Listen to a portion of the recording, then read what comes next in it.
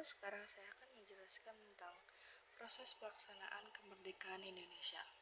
Yang pertama yaitu persiapan kemerdekaan Indonesia. Pertama, kekalahan Jepang dan janji Indonesia merdeka. Sekitar bulan Juni 1944, Angkatan Perang Amerika Serikat memukul mundur Angkatan Perang Jepang di Saipan, Papua Nugini, Kepulauan Solomon, dan Kepulauan Marshall. Hal ini menunjukkan bahwa garis pertahanan Jepang di Pasifik mulai dikalahkan. Peristiwa tersebut diikuti dengan peristiwa peletakan jabatan Perdana Menteri Jepang PM Tojo. Sebagai penggantinya, Jenderal Kuriaki Koiso diangkat sebagai Perdana Menteri Jepang pada tanggal 17 Juli 1944. Yang kedua, pembentukan Badan Penyidik Usaha-Usaha Persiapan Kemerdekaan atau BPUPK. Janji PM Koiso bahwa Hindia Timur atau Indonesia akan diperkenankan merdeka, kemudian diikuti dengan pengumuman pembentukan Badan Penyelidik Usaha-Usaha Persiapan Kemerdekaan atau Dokuritsu Junbi Chosakai yang disingkat BPUPK. Pengumuman ini disampaikan pada 1 Maret 1945 oleh pemerintah militer Jepang di Jawa melalui Letnan Jenderal Kumakichi Harada.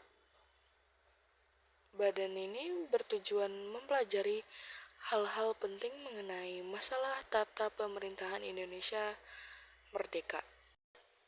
Yang ketiga, pembentukan Panitia Persiapan Kemerdekaan Indonesia atau PPKI. Tugas BPUPK telah selesai. Badan ini kemudian dibubarkan dan digantikan oleh Panitia Persiapan Kemerdekaan Indonesia atau PPKI, yaitu Dokuritsu Junbi Inkai yang dibentuk pada 7 Agustus 1945. Struktur PPKI adalah sebagai berikut. Yang pertama, penasehat, yaitu Ahmad Subarjo, Ketua Soekarno, Wakil Ketua Muhammad Hatta, dan anggotanya 21 orang yang mewakili seluruh lapisan masyarakat Indonesia. Yang keempat, peristiwa Rengas Dengklok. Pada 15 Agustus 1945 atau 14 Agustus 1945 waktu New York, Amerika Serikat, Jepang menyatakan menyerah tanpa syarat kepada sekutu. Kekalahan Jepang membuat Indonesia mengalami vacuum of power atau kekosongan kekuasaan. Kondisi tersebut kemudian dimanfaatkan oleh tokoh-tokoh pergerakan nasional untuk memproklamasikan kemerdekaan Indonesia. Perumusan teks proklamasi kemerdekaan Indonesia. Di Jakarta, Soekarno dan Muhammad Hatta menemui Jenderal Nishimura selaku penguasa tertinggi militer Jepang di Jakarta untuk menjajaki sikapnya mengenai proklamasi kemerdekaan. Pertemuan tersebut tidak mencapai kesepakatan karena pihak penguasa Jepang tidak mendukung kemerdekaan Indonesia. Rombongan Soekarno dan Muhammad Hatta kemudian menuju ke rumah Laksamana Maeda di Jalan Miyokodori dan yang sekarang menjadi Jalan Imam Bonjol nomor 1, yang dianggap aman untuk mengadakan rapat penyusun rencana proklamasi kemerdekaan. Dan selanjutnya, pelaksanaan proklamasi kemerdekaan. Berita tentang rencana proklamasi kemerdekaan Indonesia pada 17 Agustus pagi segera tersebar luas secara lisan. Pagi itu, hadirin sudah siap di depan rumah Soekarno.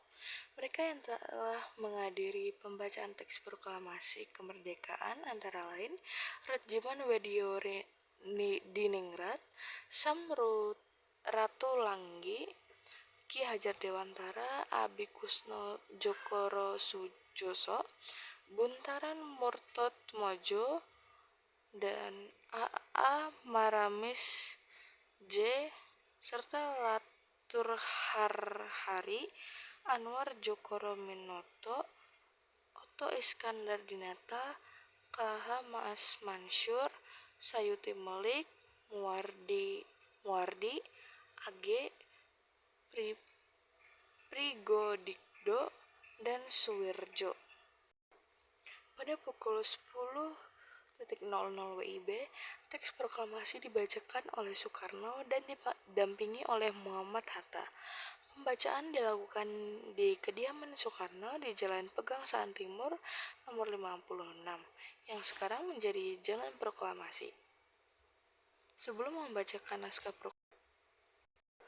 penyebar luasan berita proklamasi ada di radio, poster selebaran dan spanduk, surat kabar, dan pengiriman delegasi.